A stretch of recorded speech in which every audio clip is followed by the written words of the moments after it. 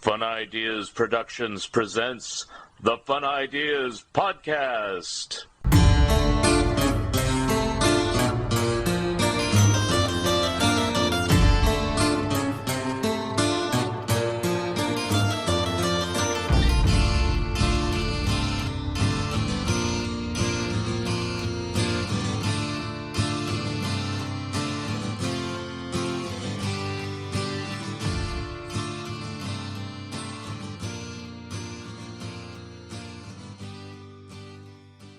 Hi, this is Mark Arnold, and welcome to Fun Ideas Podcast number 162. The Fun Ideas Podcast is brought to you in part by Lee's Comics. Friends, have you tried Lee's Comics? Lee's Comics is better than the leading comic book store. Wait a minute. Lee's Comics is the leading comic book store, based on arbitrary standards set by Lee Hester himself. Lee's Comics was named as one of the 21 best online dealers by popoptique.com. To shop the Lee's Comics eBay store, go to eBay and search for Lee's Comics, Inc. That's LEESCOMICSINC, period. Don't forget the period. Mention the Fun Ideas Podcast when you order, and you'll receive a free bonus gift. You remember them from your childhood. Casper the Friendly Ghost, Richie Rich, Hot Stuff, Baby Huey, Sad Sack and Little Audrey. You read them in comic books and saw them on television and in the movies. Now you can read about how they and other Harvey comic characters were created in two great books from Mark Arnold and Fun Ideas Productions, The Best of Harveyville Fun Times and The Harvey Comic Companion. Both are available from Amazon. The Companion is also available from Fair Manor Media. They are available in hardcover, paperback, and ebook versions. Order your copies today. Long title, Looking for the Good Times, examining the Monkees song one by one, by Michael A. Ventrella and Mark Arnold. A book that examines each song, gives lots of details about each song and our own personal opinions. You can find this book on Amazon, Barnes & Nobles, and anywhere where good books are being sold. Our webpage is wordpress.monkees.com, where you can see many of the songs and give your own opinions of them. And we will be discussing this more on Zilch. Christmas time is here, and Alvin and the Chipmunks are here again. In 1958, a down-on-his-luck songwriter with an unlikely name of Ross Bagdasarian plunged the last of his family's savings on a multi-speed tape recorder and created the Witch Doctor and Alvin and the Chipmunks. This changed the fortunes for his family, his record label, and animated cartoon studio. Alvin! The story of Ross Bagdasarian, Liberty Records, Format Films, and The Alvin Show by Mark Arnold and Fun Ideas Productions is available from Amazon and Fair Manor Media in hardcover, paperback, and ebook versions. Order your copies today. You can now order my latest book, the TTV Scrapbook, from Amazon, Barnes & Noble, or Bear Manor Media. If you'd like signed copies of this or any of my books, please email me at funideas.mark@gmail.com for further information on how to order directly from me via PayPal. I'm still working on my Super Richie, Super Dagwood, and Super Fan articles. My Pac-Man and Disney books are about to come out, and I'm still working on my Mad and Turtles books. Warren Kremer is due out eventually. On today's show, we have a musician and a photographer who has worked with such groups as the Monkees, the Turtles, the Doors, Crosby, Stills, Nash and Young, and many, many more. Here he is, Henry Diltz. The order of things, this is probably the priority because we want to get this book finished. After you, the only ones we don't have are Howard and Mark, but we've spoken to probably everyone else who's been connected to the Turtles. Did you talk to Chip? I did, I had two great interviews with him. One was all Beatles, one was all Monkees, and one was all Turtles. Great. And we also spoke to Jerry. Oh, very good. Yep. All right. Yep. So you're like you were the missing link. Okay, we're doing the Turtles now, though, right? And Turtles mainly. Okay. Turtles mainly. Turtles now, and I'm going to let Mark, run with it. Okay. And I'll jump in at times. Yep, sounds good. I read that you're born in Kansas City. How did you get to California? I'm always curious when people move like that. Probably by car. Well, yeah, duh, but... Well, it's a long story. I mean, I'll say it quickly, but Okay. my mom and dad were both with TWA. My dad was a co-pilot, and my mom was a stewardess. Ah. And so I was born in a TWA hub city, which was Kansas City. And then when I was still an infant, we moved several times and ended up in Great Neck, Long Island, New York, where I began elementary school. And then my father, who was a pilot for TWA, joined the Army Air Corps, and he was killed in a plane crash in 1944, or 40, something like that. Let's see. So I was like 4 or 5 years old. And then my mom, a couple of years later, my mom, since she was left with 2 little boys, remarried a guy who worked for the State Department. And so when I was seven years old, I moved to Tokyo, Japan. Oh, jeez. And I lived there for 5 years, went to an American school, and then we went to Thailand, Bangkok, Thailand. I was a teenager in Bangkok, Thailand for a couple years. Wow. And then we were back in New York, and I graduated from high school, and I was going to go to Montana State University and become a forest ranger, and because I loved animals.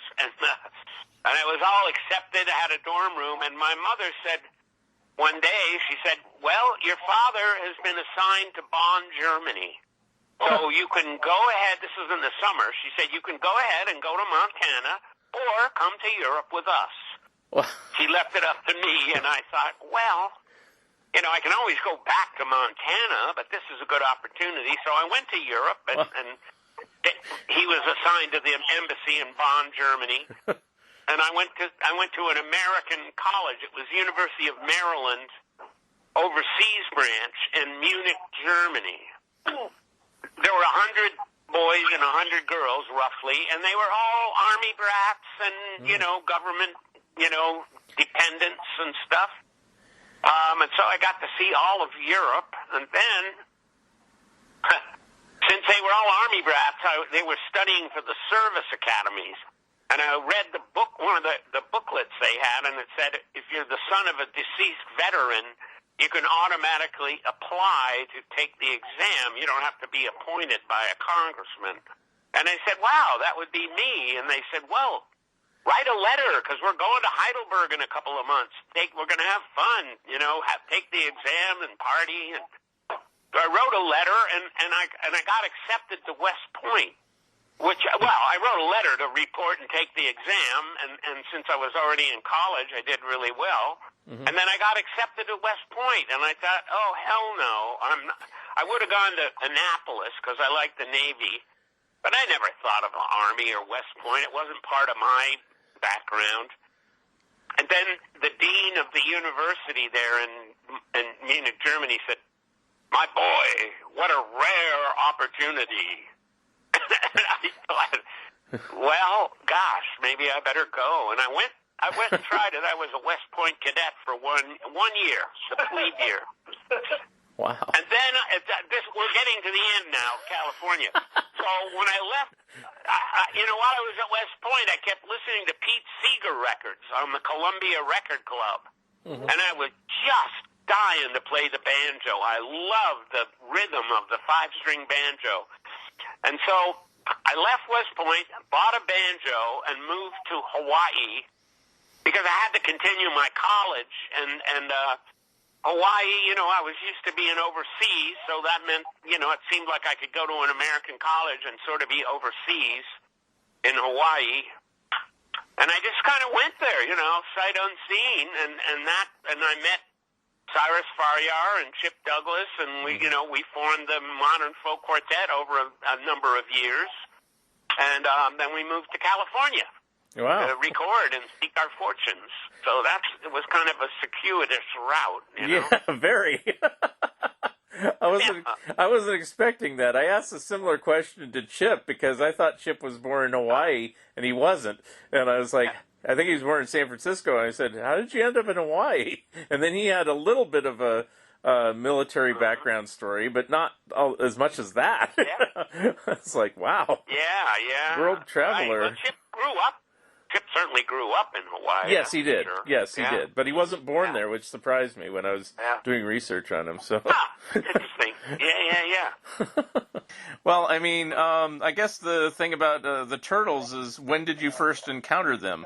Let's see what I can remember. Okay. I lived up in Laurel Canyon in the early 70s. I'm not going to be able to say what year, but I moved into a house. Let's see. I lived in a little one-room rental place for a couple of years. Then around 70, or maybe no, it was 68. Yeah. Let me think. 68, I moved into a house on Lookout Mountain Avenue. Mm-hmm. And Mark Volman lived across the street and 3 houses down. Wow. And so over the years, we got to be good friends. And like my wife Elizabeth and I would go, play board games with Mark and his wife, Serena's mom. What's her name again? Mrs. Volman. Yeah, Mrs. Volman. That sounds good. Pat Volman. Okay. Yeah. And so we were friends. I'd go down there once in a while. He'd come up once in a while, We were both musicians. And so, musicians belong to a club, kind of. Right. You're a musician, you're automatically in the club, so you're automatically friends with all other musicians. We got to be really, really good friends. And then, and then I know Chip, started playing with them and producing them. Mm-hmm. So that was another connection. And then I finally went on the road with them. I'll have to look on the slides to see what year that was. But it must have been, I suppose, around the early 70s. I went on a weekend tour somewhere in Wisconsin. Okay. And see, we sent you some pictures, right? Right. We did. Yeah. There's a picture of them standing next to a sign on a phone pole, and the sign says, I can't remember what the sign says now, but it was an odd sign, vegetables, I think it said.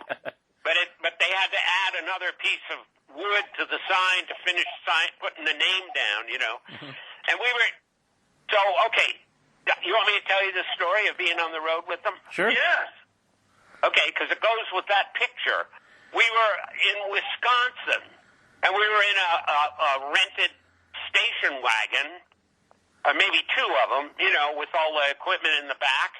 And we were going to some school in Wisconsin, but we were plenty early, and we saw these signs that said cheese with an arrow.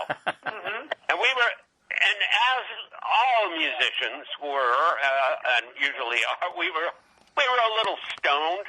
When you're on the road, you smoke a little bit of God's herb because it can be deadly boring, riding for hours in a freaking, van or a bus or whatever it is, station wagon. So you have a little tiny toke of God's herb, and it kind of makes things come alive. It makes things a little more interesting. Mm-hmm. And so we saw these signs at the cheese, and we all thought, oh, shit, let's follow that. What does that mean, And we followed a couple of these cheese signs with arrows, and we came to a place called the Bass Lake Cheese Factory. Huh. BASS, Bass Lake Cheese Factory. And so we went in and had a little tour, and then they gave us the cheese on a stick. And so we were back in the car driving, and we drove a little ways, and I saw that sign that said vegetables. And I always, when I do my slideshow, I tell the story that when I was in high school, I went with a girl whose father was a brigadier general in the paratroopers. And he had this saying. He would say, my boy, that's PPP, poor prior planning. And I said, oh, look at that sign. You know, it took them 3 pieces of wood to paint vegetables. And I said, well, that's PPP. And so I said, I got to stop and take a picture of that. And so I did. And then they all got out of the car and posed with it. And it looks like they're eating popsicles. But it's really pieces of cheese on a stick. Oh, okay. So that was our fun adventure. And then for years after that, Mark and I would always get a catalog from the Bass Lake Cheese Factory delivered up to Laurel Canyon, you know. Wow. So your first memory of the Turtles is not musical. It's not in the studio. It's vegetables and cheese. Yeah, I mean, that was our fun adventure we had. I mean, yeah, I think I met Mark more as a neighbor, you know, right in Laurel Canyon, where, of course, you know, all musicians lived anyway in the 60s, 70s. Yeah. Yeah. Now, Henry, I don't mean, or I don't wish to correct you, but I have to correct you. But you sent some photos, and I know that cheese photo.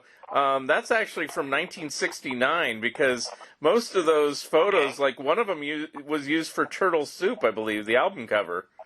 You know, didn't they use one of your photos, or at least similar ones? Turtle Soup. Yeah. Yeah, I did Turtle Soup, and then some for Battle of the Bands. Okay, so that's 68, and then, Turtle Soup is 69. Yeah. So, you know, I'm just trying to get your memory of what year it was, since you said early 70s. So. Yeah, well, I'm just guesstimating. All right. 69, then so be it. Yeah. All right. Yeah. Now, when you were hanging out with them, I mean, were you talking about anything in particular, or was it just going from one location to another, or were you their official photographer? What was your capacity with them? Well, you know, I wasn't their official photographer, but I mean, you know, I photographed all the bands, really. I mean, I don't remember. I mean, I can check in my journal to see if I kept the journal pretty much. I didn't, you know, give a whole lot of details, especially when I was out on the road with a group. I would just say, you know, the date, and I'd say on the road with the Turtles. I can look and see, though, if there's any other interesting little tidbits. But I don't know. I'm not sure how I happened to be on the road with them in Wisconsin, you know? Somebody asked me to. I guess the record company, or, you know. Well, were you between gigs? Sorry. What's that? I said, were you between gigs yourself?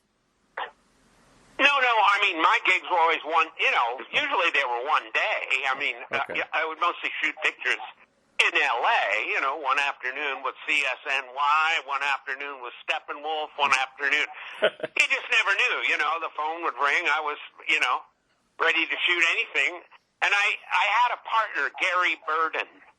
And Gary Burden was a graphic artist, and we ended up doing about 100 album covers together. So at one point, I know the Turtles asked us to do their Turtle Soup album cover. And Gary lived out there in Malibu, and I think he thought, well, you know, the ocean would be great at Leo Carrillo Beach. And so we spent an afternoon out there taking pictures. Yeah, I mean, I don't remember a whole lot of details. Certainly not conversations. So, you know, I mean, driving around with them through Wisconsin. Oh yeah, spirited conversations. You know. I mean, Mark and Howard were funny as hell. I probably wrote down some of the stuff they said. It was my habit to write down interesting phrases, you know. Right. Partly from smoking a little bit of pot. It kind of tuned your ears, you know, to the sort of found poetry.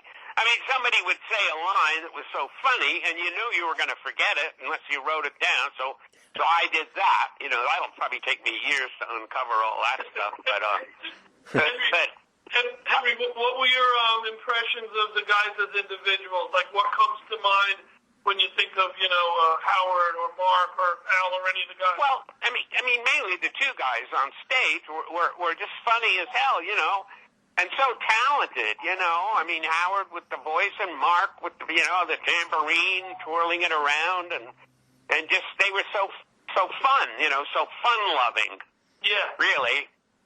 And I mean, I know Chip did an interview with Coast to Coast AM about a month ago, and he talked. Ian Pundit was the guy's name who interviewed him, all about the Turtles and the Monkees, mostly the Turtles.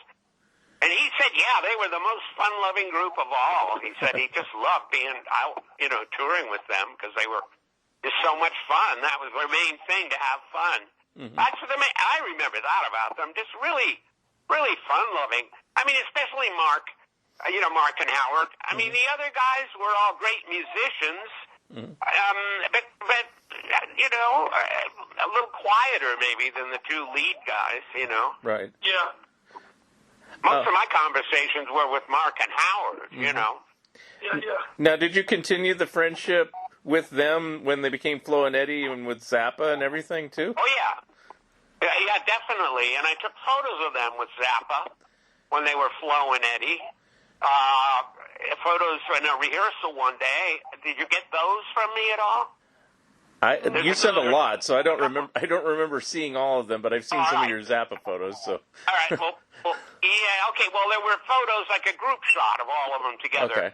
Zappa sitting up front, and them with their heads kind of all around him, sort of. Mm-hmm. So there would be a great group shot, of Zappa and with Flo and Eddie and the other guys. But I saw occasional concerts, and mostly it was just my personal friendship with Mark that made me really, close to those guys. Mm-hmm. I mean, I saw him play half a dozen times here and there, and more than half a dozen times. But I remember the Hollywood Bowl at one point, and certainly on the road with them at a couple of. They were either colleges or high schools. I can't remember. Mm-hmm. I was never there when they recorded. For some reason. That was going to be my question. Were you at any of the recording sessions? No, I know. I was at many, many recording sessions, but really the late '60s, early '70s, I was pretty busy. Every day was shooting something or somebody. Right. So it's not like I had a whole lot of time to kind of hang out.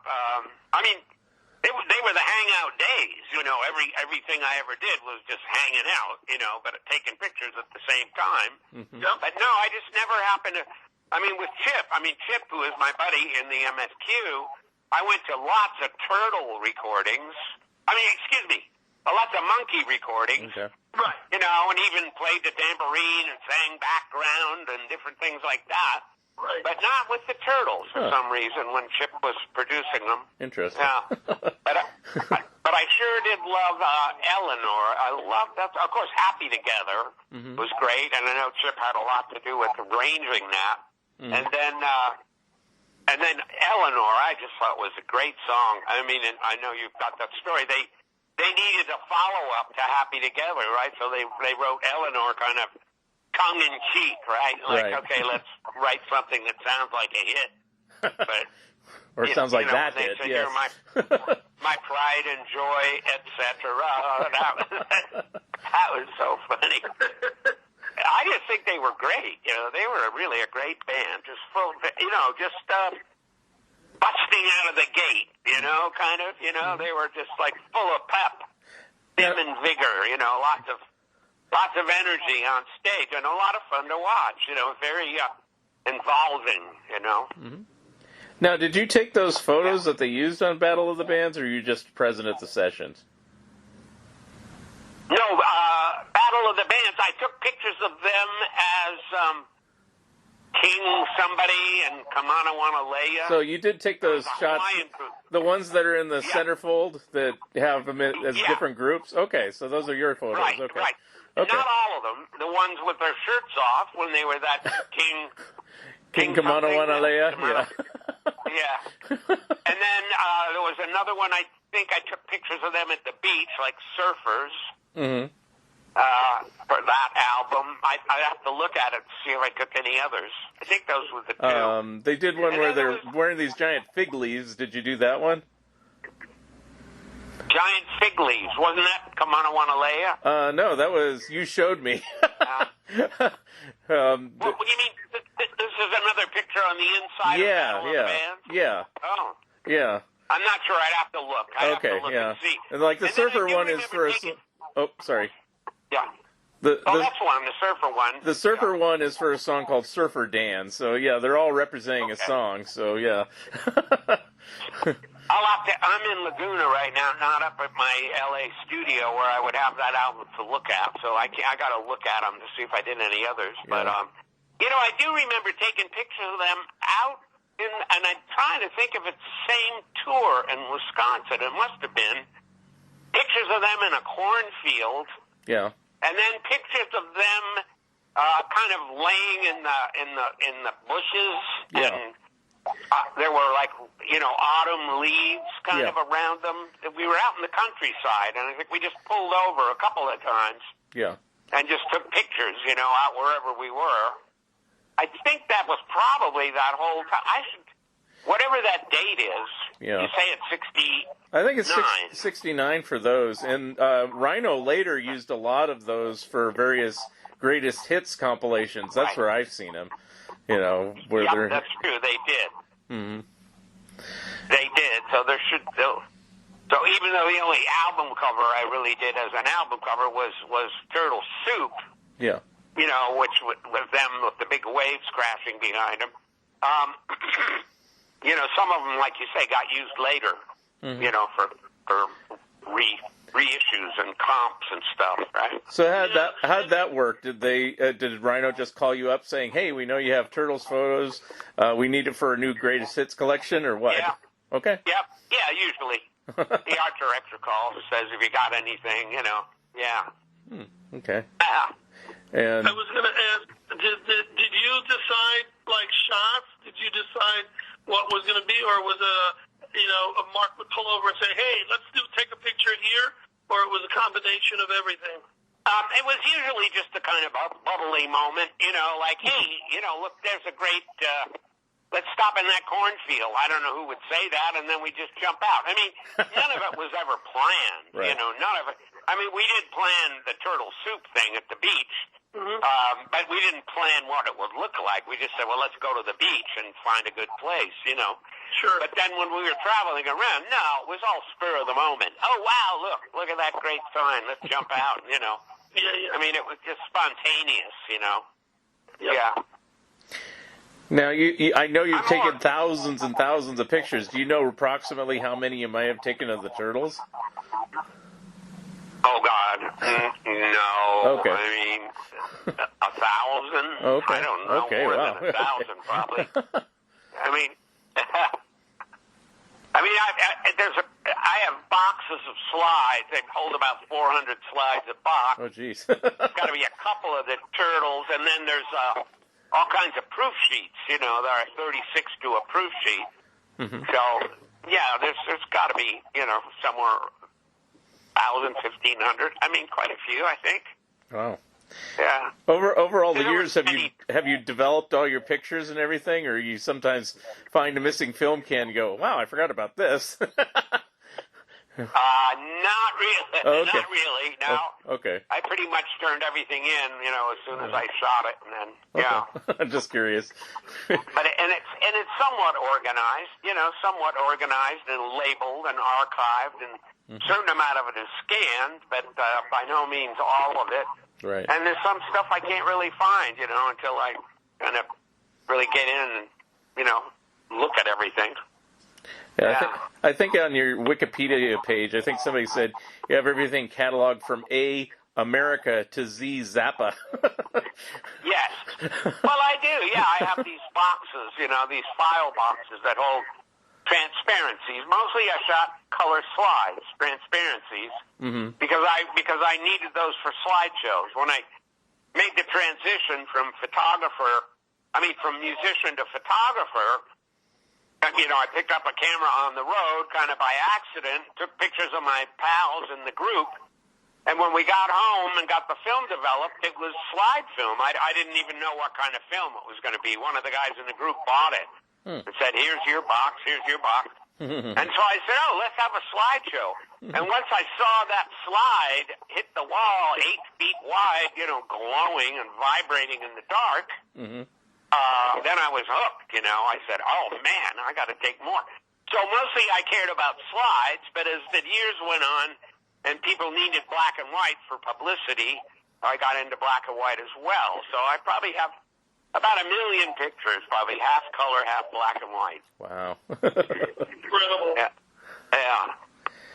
I'm just curious. I'm still taking them. Since you started off as a musician, I mean, was photography always kind of in your background as a hobby or anything until it kind of took over, or what happened? No, not at all. Not at all, really. I think I had a brownie hawk eye when I was in 6th grade or something. Because I did take a few shots of friends, but I hadn't touched the camera in years and years. I wasn't even thinking about it. You know, one day when the MSQ was leaving a city in Michigan where we just played University of Michigan, we were leaving town and we spotted a secondhand store, and we said, "Oh, let's go in there." And Cyrus Fariar, the guy in the group, he was right in front of me walking in the door, and right inside the door was a table with used cameras, $20. Yeah. And Cyrus said, "Oh, I need one of these," and he picked one up, and I was right behind him, and I was just looking to spend my money on something I didn't need, and I said, "Oh, yeah, what the hell, I'll get one too." Not even thinking about it, Wow. it just, and then he said, well, we got back out to the, to our vehicle, and he said, "Let's pull into the next drugstore, and I'll buy film for everybody." 3 of us bought cameras. Jerry and Cyrus and I. Huh. And so he went in and bought film, and he bought the slide film. I waited outside, and he said, "Here's your box," And then I said, "Well, how do you set the numbers on this camera?" And he said, "Well, look on the box, the yellow Kodak box." And it said, "Sunlight, 250 at 8. And so I said, "Okay, here's 250, here's 8. Let's go out in the sunlight." And that's how I learned. Yeah. Now, I would say I have a basic curiosity about people and about this adventure of living on this planet. I'm very curious about people. I'm very interested in people. I was a psychology major in college only because I was interested in people, So that kind of carried over into photography. Having a camera kind of gives you a passport into people's lives. You're hanging out with people because they want you to take photos of them. And my way was never, like a photo session in a studio. It was always, well, we'll go hang out all afternoon somewhere, and I'll just shoot a whole lot of pictures, And that's when I work with my partner, Gary Burden, he would always say that. We'd plan an adventure with the group. And then he'd say, "Henry, just shoot everything that happens. Film's the cheapest part." But that was my nature anyway, just to shoot, just kind of candids of everything. I'm just curious about watching people and picking moments, and I don't know. It's a kind of an itch that I scratch, framing things up and grabbing a moment. It's just something that it's second nature to me. It makes me feel balanced, to do it. When did it switch? Like, what was the first photos that got you noticed, or where somebody said, "Hey, we want you to take photos of our group," or something? One day when I was up in Laurel Canyon, I ran into Stephen Stills, and he said, "Hey, we're going to Redondo Beach this afternoon to do a sound check in a club. You want to come along?" And I said, "Yeah," because I thought, beach, okay, while they're doing the sound check, I'll go down to the beach and photograph people, and I did. And I got some funny shots of people on the beach. And when I walked back to the club a half hour later, they were walking out the back door. I walked back to the club. We have a name for that club. I can't remember it right now. But there was a big mural on the back wall of the club, a huge, 2-story mural of a guy riding a bicycle. And I was taking a picture of that, and the Buffalo Springfield walked out the back door, and I said, "Hey, just stand there a minute, you guys, so I can show how big that mural is." And they stood there, and I started taking pictures, and then they started posing, throwing shape, doing shtick, making faces and stuff. So I kept shooting, and a week later, Teen Set magazine called me and said, "We hear you have a picture of the Buffalo Springfield. We'd like to run it with an interview we did, and we'll pay you $100." And I went, "Oh my God, that's amazing!" Wow. They had interviewed the Buffalo Springfield, and when they asked about photos, they said, "Well, Henry Diltz took some the other day," and that's why they called me. So that was the whole new ball game there. Wow, you mean people will pay me for doing this? That's amazing. Because up to then, I kept taking pictures all week long to show in my slideshow on the weekend, to my stoned hippie friends. Mm-hmm. So it became a kind of a thing, All week long, I would hang out with all my pals, the guys I sang with, and just, friends around Hollywood, and I would take pictures of wherever I was, and then those people would come on the weekend, and I would put their pictures in the show, and they would say, "Oh, my God, I didn't even know you took that." Wow. And I loved that. Then out of curiosity, I know you've done, quite a few LP covers, about 200 or something, but do you know which one was your first one? First one was Hums of the Lovin' Spoonful. Ah, okay. And the second one was the Hollies, an English cover for Certain Because, I think it was called. But then the first then I met Gary Burden, and we did a Mama Cass cover together. Mm-hmm. And then we did the Crosby, Stills, Nash on the couch. Right. And then soon after that, we did the Morrison Hotel, the Doors. Yeah. And, then we got into the Eagles and Jackson Browne in the early 70s. Mm-hmm. And just kept going. Yeah, we did so many covers together. It was really, really good. Cool. Let's see, what else? That's really all the questions I had about the Turtles, unless you have some funny stories about them. I can ask you stuff about Monkees, because I'm kind of curious about them, too. No. No, I can't? Okay. Save that for my interview separately. All right. Okay, all right. That's a whole other subject. Okay. Yeah, I wish I could recall actual conversations. I can't really. If I went through my notes and happened to find something, but they're not really, archived. They're all just in, bags and boxes. I could look in my journal in 69. I'm going to do that. And, if I find anything interesting, I'll call you in the next day or two. Perfect. Okay. I will say this one thing about the Monkees, though, because this won't affect Charles' thing, because it's just, I did kind of sort of meet you once, at least I was in the same movie theater. A few years ago in 2018, they had the Head 50th anniversary, and Mickey and Mike were there, and you were there. And you showed a little film of some of your photographs of the Monkees prior to showing Head. So I thought that was pretty cool. It was a black and white presentation. Is that right? Yeah. Well, it was a slideshow, right? Yeah, it was a slideshow. Yeah. Yeah, I do that from time to time. Yeah, I'm going to Detroit this weekend to do one for a ladies' charity. Mm-hmm. Wow. So, yeah. Slideshows. That's how I started. That was my whole interest in photography.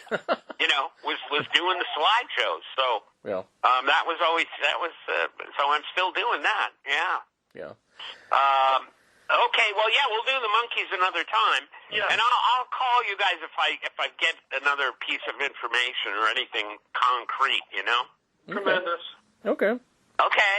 I think that Henry will pick up soon, and I did call Gary Strobel about. I texted him about also doing a separate Monkees interview. I haven't heard back from him, but I'm sure we will soon enough. Oh yeah, he's aware of that. I'm sure he'll do it. Probably, for him in the evening, kind of sitting there, he tends to sit and talk on the phone for hours in the evening. Okay. Of course, it's 3 hours later for you, but that's the best time to get him. No worries. And I want to make sure I gave you the Leach and Eddie photos with Zappa. Yeah. That I'm not sure. I know it was Yeah, I'll check Harry and said see. there was a ton of them, and he only gave, like, a select few. Yeah. Well, let me see. So who's putting the book out? The Mark and I are, yeah. It's going to be The Turtles one, yeah. a discography with interviews. Okay, that sounds good. And you're going to have photos in it. Yep. Yeah, well, your photos and then fans' photos through the years. Whose photos? Sam? It's fans who sent in photos through the years, but yours is going to be hopefully the cover, and yours will be the main photos. Oh, that's all right. I mean, whatever. Who? I don't get. Sam? Did you say S-A-M? I don't know who the Fans, F-A-N-S. Like, fans. like phonetics. Oh, okay. Fans. What fans sent you? Yeah. Gotcha. Yeah. Okay. Well, let me. I want to check and see if you got a little bit of everything in there. For the photos. Mark, do you know when you reviewed, was there a little of everything or mostly the early stuff?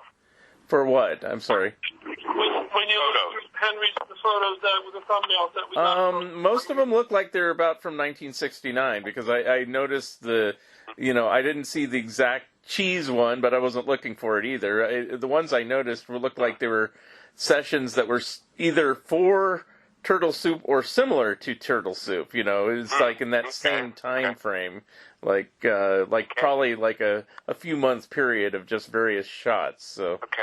That's what... I know there was a great shot of Mark and Howard sitting in Mark's garage that we took for, I guess, a Leach and Eddie. Was there ever a fluorescent Leach and Eddie? Yeah, that was album? that was the first one.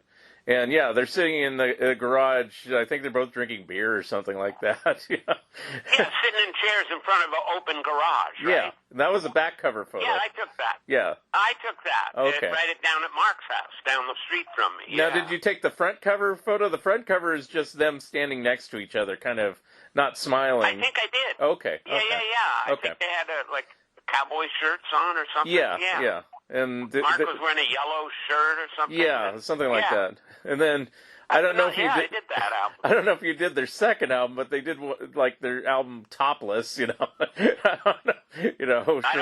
that one. Yeah. No, okay. I didn't do that. So you probably just did the first one. Okay, that's cool. Yeah. Well, cool. All right. Henry, I think we're good. Thank you so much for your time today. Yeah. Yes, thank you. Sure, I'm gonna check my journals, okay, and I'll try to get back to you in the next couple days, okay, if I find anything. Okay? That's great. Thank you, and we'll talk about Sure, Charles. the other stuff. Okay, great. Thank you both. Okay, Thank Charles, you, Mark. Thank you. nice Thank meeting you. Thank you. Again. Thank you, Henry. Okay. Yep. See ya. Thank you for listening, and thank you, Henry Diltz, for being my special guest. Remember, you can always watch the video version of this episode on YouTube. Episode number 163 will be coming soon. If you would like to comment and or be a guest on this podcast, please drop me a line at funideas.mark@gmail.com. Become a Patreon of Mark Arnold and Fun Ideas Productions. If everyone listening just contributed $1 a month, that would be a tremendous help in continuing the production of my books and this podcast. Also, subscribe to my YouTube channel. The opening and closing music for the Fun Ideas podcast is provided courtesy of Andrew the Slow Poisoner Goldfarb and is used with permission. This has been the Fun Ideas podcast. This is Mark Arnold speaking. This episode is copyright 2022. Fun Ideas Productions. Thank you and good night.